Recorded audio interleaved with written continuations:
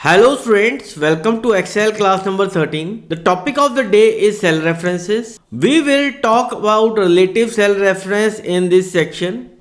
So this is example number 3 on cell references. We have the monthly data of revenue and expense in this section. We want to calculate net income in this section. So formula is equal to C6 minus C7. We have used two cell addresses, that is C6 and C7, and in C6 we have the revenue of Jan month, and in C7 cell we have the expense of Jan month.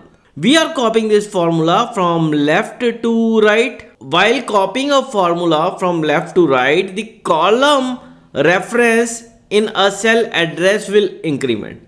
That is, the cell address will become D6 and D7. We need to calculate the net income of Feb month in the next cell.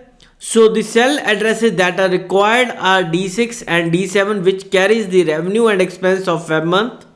Control enter.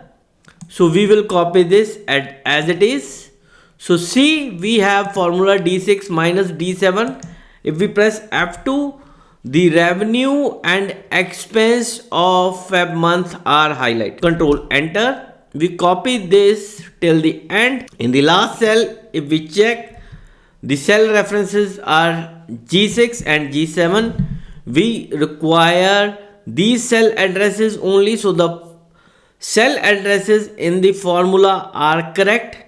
If the cell addresses in the last cell, the formula is correct, then across the borders the cell addresses in the formulas are correct. This is how the relative cell reference works. A relative reference means a cell address which is made up of a row number and a column letter. In this, both row and column are unlocked.